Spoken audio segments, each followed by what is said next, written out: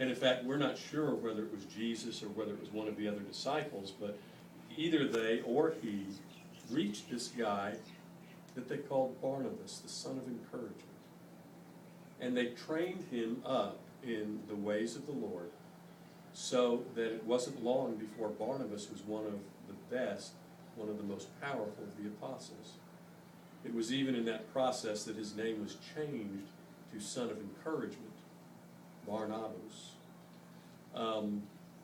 There's another man living at this time who was 180 degrees opposite from Barnabas. He wasn't encouraging people, he was putting them to death. Believers, the church, he was trying to destroy it. He did everything he could. He put people to death, he put people in prisons, everything that he could do to try and stop the word of the Lord from spreading. But one day, as he was on his way to Damascus, he saw a vision in the sky, and the Lord said to him, Paul, Paul, why are you persecuting me? And Paul said, who are you, Lord? And Jesus told him, I'm Jesus, whom you're persecuting. And in that moment, Paul became a believer and a very, very devoted follower of Jesus Christ. The only problem was, as Paul tried to find his way into the community of faith, no one would let him in. They didn't trust him because of his past. And it was only because of Barnabas, who saw this unlikely man and saw something in him that caused him to say, I'm going to take him under my wing, and I'm going to train him just like I was trained. And so Barnabas did just that. And it wasn't long before Paul became really the mightiest of all the apostles. Now, Paul learned his lessons well.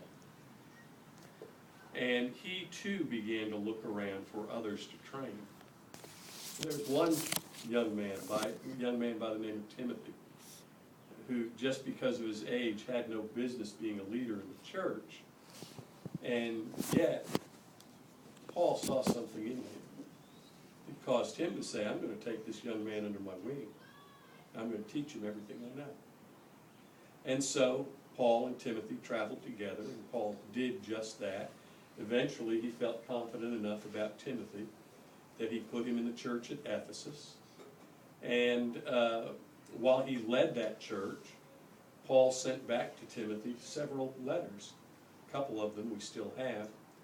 And in the second of those letters, Paul said to Timothy, now, Timothy, I want you to be sure to take the things that you have heard me say in the presence of many witnesses, and to share them with other faithful men who will be able to teach others as well. And in those days, the church grew very, very rapidly. And that's the end of the story. Got it on video.